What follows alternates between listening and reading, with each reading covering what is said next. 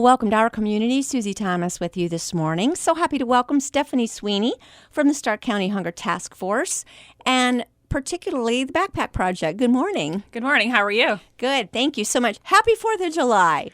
I know. It's one of my favorite holidays. I'm excited to see fireworks and parades and everything today. It should be a jam-packed day. It should be very fun. Yeah. I think it even kind of starts last night with a lot of places having... Agreed. Canton and North Canton, there's lots to see for sure. So much fun.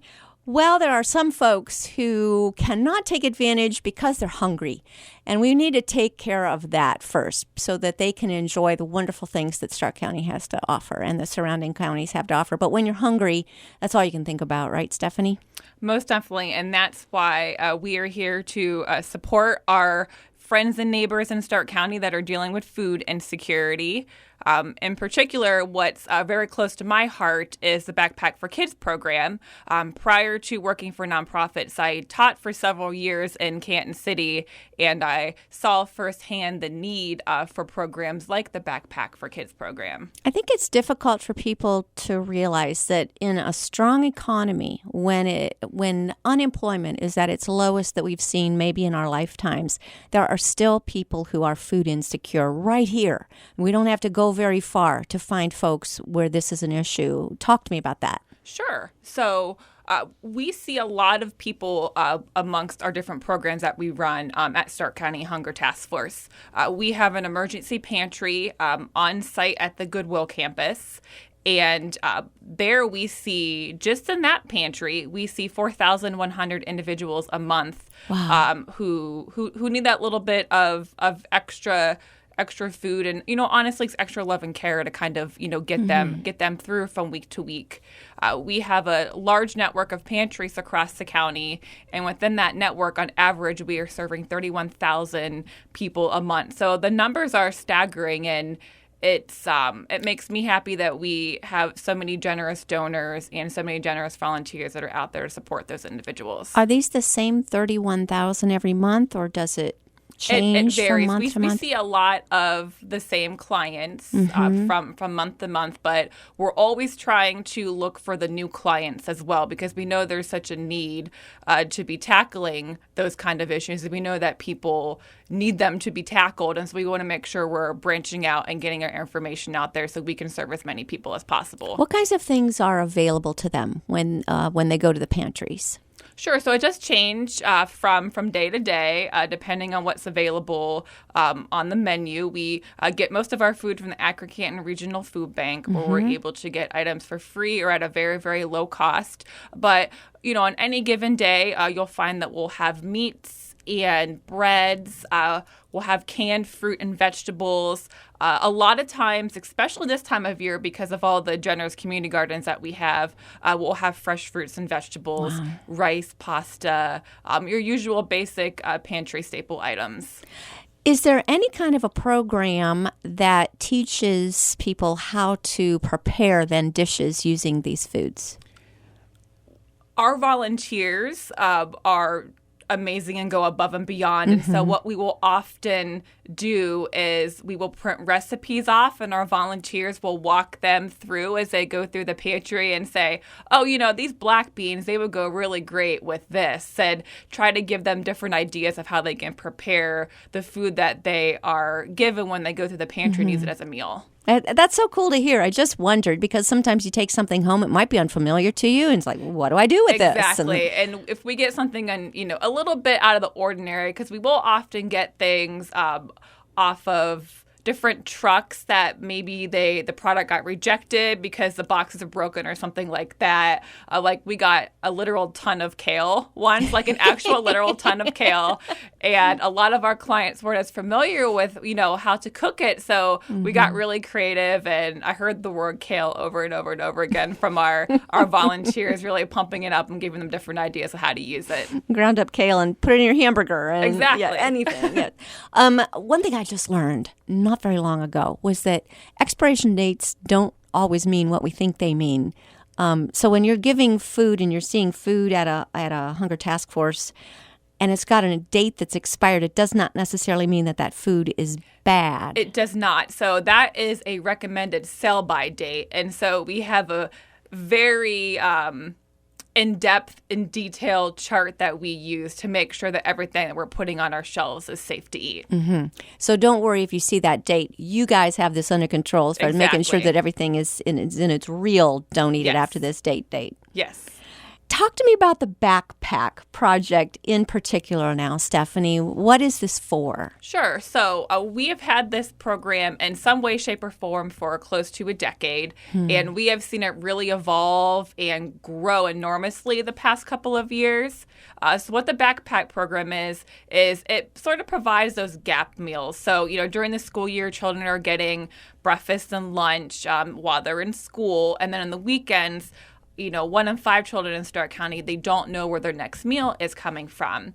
So whoa, say that again. Yes, 1 in 5 children in Stark County don't know where their next meal is coming from. Again, a lot of the numbers amaze me every time I say them, for sure. That's unbelievable because we live at a time when that shouldn't be happening. Your reaction to that. I mean, how can this be happening in this day and age? Well, I'm just very grateful because I know that it's been a problem in our society for generation after generation after generation. There's things that we can do to alleviate that and to make those statistics go down as much as we possibly can. But we are very grateful because we have so many generous people in the community. Like the summer program is being completely funded by St. Michael's of the Archangel Church. Wow. So if it wasn't for organizations, groups, and individuals in the community like them, we would not be able to do what we do. I think that's a really important point, the collaboration that takes place with other organizations. Yes.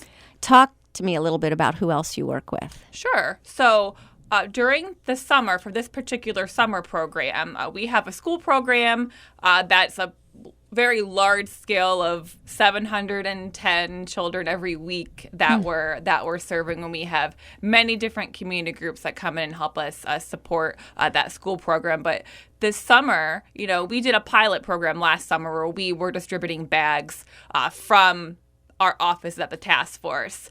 And we thought there must be another way that we could get these numbers up because we know the need is there.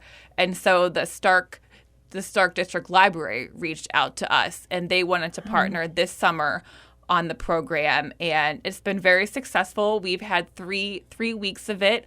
On average, we're getting around 120 bags out each week. What I think has changed it so much and has made it more effective is the fact that we're actually going out into the neighborhoods that people live, the high-need neighborhoods, in particular in Canton City. You can be from any part of the county, any part of Stark County. You can come to one of these library branches, and if you meet the income guidelines, you can get backpacks for every child in your house between the ages of 4 and 17. Awesome. So we are at the main library. We are at the D. Hoff Memorial Branch, and that is in Southeast Canton. And then we are at the Madjuch Branch in Northeast Canton. So we're really hitting a lot of those high-need areas by having them kind of scattered out amongst those branches. So families know that this is where they can go pick up backpacks for their children. Have you met all the needs as far as what's inside the backpack? What do they get inside a backpack? So we become pretty savvy shoppers and are able to jam the backpacks with as many different meals and snacks as we can. So they can pick them up every Thursday. We started on the beginning of June, so every Thursday from now until August 8th, aside from today, the 4th of July, because everyone is out and, enjoying the beautiful weather and whatnot. But they can come between 1 and 3 at any of those branches and receive bags for their family. So the bags will include, and it does vary from week to week, the bags will include 2 breakfasts, so oatmeal, cereal, that kind of thing, 2 lunches. Macaroni and cheese is a big one, ramen noodles, SpaghettiOs, soups, that kind of thing. And then snacks as well. So we usually give around 3 to 4 snacks over the summer, and then either shelf-stable milk or juice, and then a fresh fruit in each bag. Do they keep bringing back their backpacks, the empty backpacks, then to get reloaded from week to week? We have plastic bags that they Got go it. in. Okay. We Okay. got a grant from Sisters of Charity last year that we were able to purchase a lot of these bags to help run the backpack program. Actually, we got enough for a couple of years, so we've been using those. My mind goes in such strange places, but when you say something like SpaghettiOs to me, obviously it's got to be a can with a flip-top lid or something like that. What happens if a family gets a can of something and they don't have a can opener? And, we run into that. So we do try to find those pop tops as much as we possibly can. And that's another reason why we almost every single week you're going to see a box of macaroni and cheese because it's easy to make and you can get a lot out of one box of macaroni and cheese. Yes. Mm-hmm. Oh, that's so good. Do you have all of the ingredients yet to go into a backpack? Did St. Michael's provide everything for the entire summer, or is there still a need to continue to get more food for these as we continue to go through summer? There's always a need. And again, our program runs all year now because, we maybe have a couple weeks off in between the summer and the school year to get all the children enrolled that are going to get enrolled through the schools. But we are always in need of donations for this program.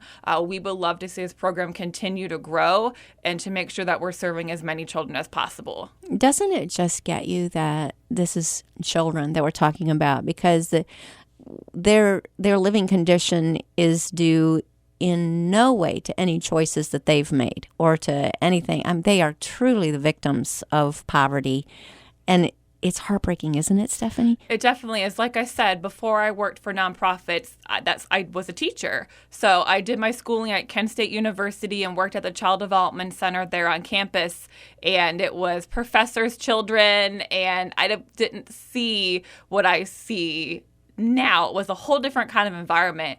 And so when I graduated and I began teaching in Canton City, it was so eye-opening for me. And I just really gravitated towards this program immediately when I started at the task force. I remember children coming back from their winter breaks, and some of them could visibly see that they had lost weight, and it's heartbreaking. And again, I'm just so grateful for the donors and the volunteers that can keep this program going. I keep going back to the one thing that you said, that 1 out of 5 children doesn't know where their next meal is coming from. You're not saying 1 in 5 children is not getting enough to eat or doesn't like what they're having for dinner. Exactly. Does not know where their next meal is coming from. That is so astounding to me in where we live, where there's such abundance and where we're so incredibly blessed. Talk to me about the disparity. How, from your perspective, how does this happen? Well, there's a lot of economic issues, and we see pretty high poverty rates in different pockets in the community, but it really could happen anywhere. We have pantries, and, we have children that we are serving through our pantries or through our backpack program in all different parts of the community. So there's a lot of individual circumstances that tie into all of that.